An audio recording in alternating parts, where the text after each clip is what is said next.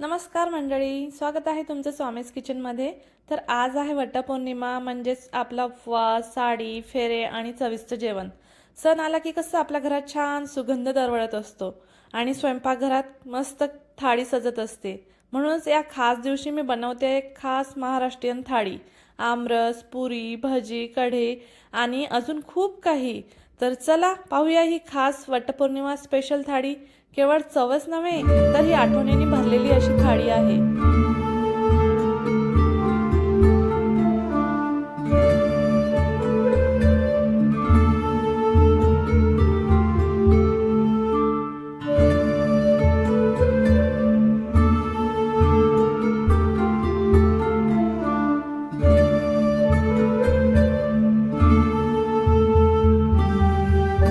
सुरुवात करूया भातापासून। तर इथं मी 1 वाटी तांदूळ घेतले आहेत आणि कुकरच्या डब्यामध्ये छान स्वच्छ धुवून पाणी टाकून हे कुकरला लावते आहे। चवीपुरतं मीठ पण घातलं आहे। तर इथं मी फक्त भातच लावते आहे, कारण भात हा कढीसोबत खाता येतो, त्यामुळे मी डाळ नाही बनवत आहे। तर आता आपण रस बनवायला घेऊया। कुकर होते तोपर्यंत आपण रस बनवूया। तर इथं मी 4-5 आंबे घेतले आहे, त्याची असं मस्त साल काढून घेते आहे। तर ही साल हाताने पण निघते, लगेच निघून जाते, अशी पूर्ण साल काढून घ्यायची। तर असं पूर्ण आंब्यांची साल काढून घ्यायची। इथं मी पूर्ण आंब्यांची साल काढून घेते आधी। वटपौर्णिमा म्हटलं की आमरस तर झालाच पाहिजे आणि त्याच्यासोबत मस्त पुऱ्या ज्या प्रेमाने फुगतात।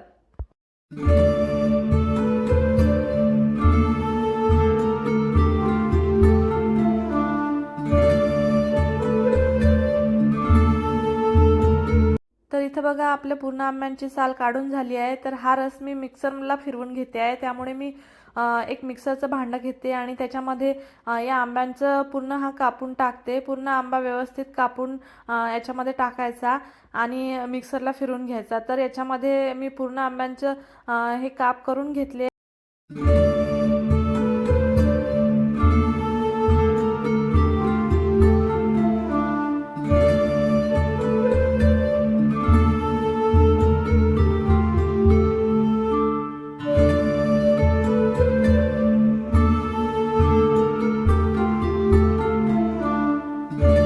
आता याच्यामध्ये घालायचं आहे आपल्याला थोडंसं दूध आणि साखर। तर साखर आवडीनुसार कमी जास्त करू शकता।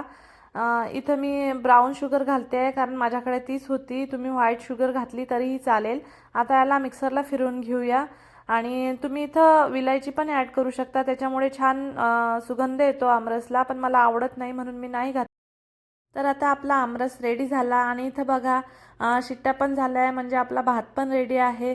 तर आता पीठ मळायला घेऊया पुरीसाठी। तर इथं मी 1 बाउल पीठ घेतलं आहे आणि हे घट्ट मळून घेते आहे। पुरीसाठी थोडं घट्ट पीठ मळायचं, म्हणजे पुऱ्या छान कुरकुरीत येतात। तर आता हे पीठ मळून ठेवलं आहे, आपण घेऊया आता कढी बनवायला। तर पीठ जोपर्यंत भिजते तोपर्यंत आपण कढी बनवून घेऊया। इथं मी दही घेते आहे आणि 2-4 चमचे दही घेतलं, त्याच्यामध्ये 1-1.5 चमचा मी बेसन घालते आहे आणि आता हे व्यवस्थित मिक्स करून घ्यायचं। बेसन जरा कमीच घालायचं, नाहीतर कढी घट्ट होते। तर इथं मी बेसन घालून घेतलं, आता दह्यामध्ये व्यवस्थित मिक्स करून घ्यायचं आणि आता याच्यामध्ये थोडंसं पाणी टाकून मी हे रवीने फिरवून घेते। तर आपल्याला जेवढी कढी करायची आहे तेवढं पाणी टाकून घ्यायचं आणि रवीने छान व्यवस्थित मिक्स करून घ्यायचं। रवीने फिरवल्यामुळे दही आणि बेसन छान मिक्स होते। तर आता फोडणी द्यायला घेऊया। इथे मी एक भांडं घेतलं आहे, त्याच्यामध्ये 2 चमचे तेल घातलं आहे आणि आता गरम झालं की याच्यामध्ये टाकायचं पाव चमचा मोहरी आणि पाव चमचा जिरं आणि बारीक कट करून घेतलेला लसूण घालायचा। सोबतच पाव चमचा हिंग घालायचा, कढीपत्त्याची पानं टाकायची, बारीक कट करून घेतलेली मिरची घालायची आणि व्यवस्थित मिरची झाली की याच्यामध्ये पाव चमचा हळद घालायची आणि आपलं मिक्स करून घेतलेलं दही आणि बेसन याच्यामध्ये टाकायचं। तर इथं बघा मी हळद घातली आहे। आता बनवून घेतलेलं मिश्रण घालूया आणि छान ढवळत राहायचं या कढीला, तर त्याच्यामुळे कढी फुटत नाही आणि कढी छान बनते। तर सतत हलवत राहायचं, चवीनुसार मीठ घालायचं आणि कढी जोपर्यंत होते तोपर्यंत छान चमच्याने ढवळत राहायचं, त्यामुळे आपलं दही जे आहे ते फुटत नाही आणि कढी छान बनते। मस्त कोथिंबीर घालायची वरून आणि छान गरम होऊ द्यायची, एक उकळी आणायची याला।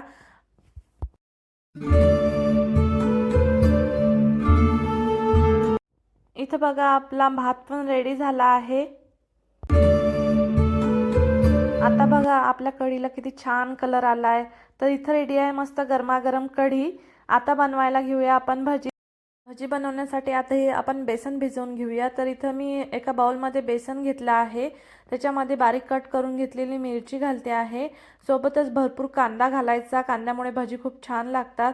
आणि ओवा घालायचा मस्त हातावर सोडून, त्याच्यामुळे छान वास येतो भजींना. आणि पाव चमचा हळद घालायची, पाव चमचा लाल तिखट घालायचं, चवीनुसार मीठ घालायचं. आणि आता हे व्यवस्थित मिक्स करून घ्यायचं.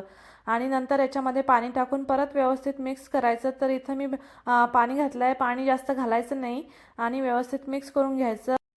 व्यवस्थित मिक्स करून झालं की याच्यामध्ये घालायची आता भरपूर कोथिंबीर आणि सोबतच घालायचं आहे पाव चमचा सोडा. त्याच्यामुळे भजी छान कुरकुरीत होतात.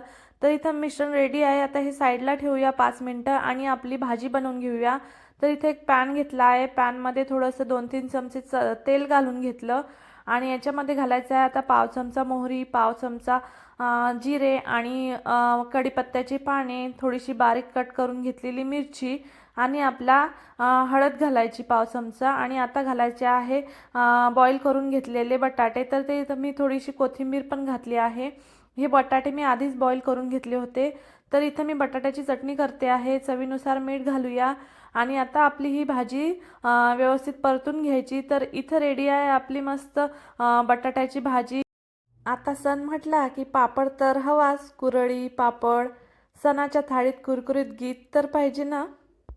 तर इथं मी अजून थोडे पापड तळून घेते.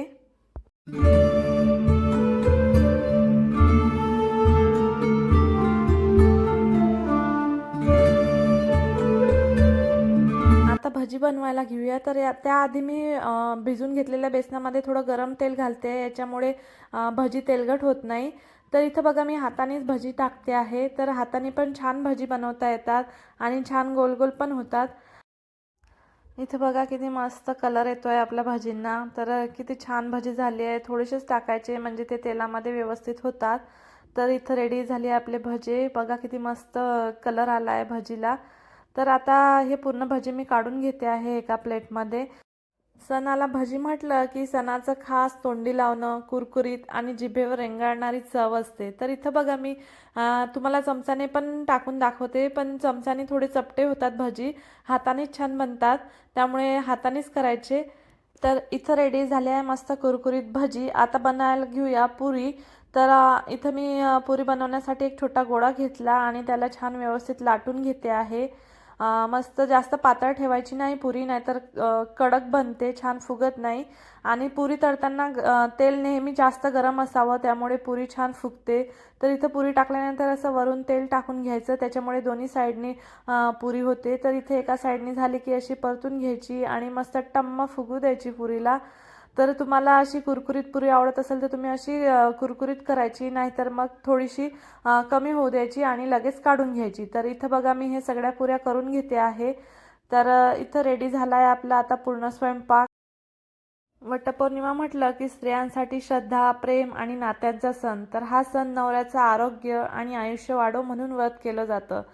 तर माझ्याकडून तुम्हाला वटपौर्णिमेच्या खूप खूप शुभेच्छा. आता आपण थाळी सजवायला घेऊया. ही थाळी खास आहे कारण चव तर आहेच, पण त्यात आपुलकी आणि सणांची आठवण. गोडसर आमरस, त्याच्यासोबत गरम गरम पुऱ्या, कुरकुरीत भजी, गरम भात आणि घरगुती कढी, पापड, कुरळी, सगळी पारंपरिक चव एका थाळीमध्ये. तुम्हालाही हवी असेल अशी थाळी तर एकदा नक्की ट्राय करा. आणि अशाच सणासुदीच्या पारंपरिक रेसिपीसाठी सबस्क्राईब करा स्वामीज किचनला.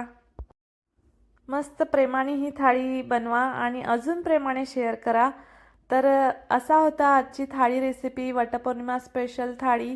तर तुम्ही नक्की ट्राय करा.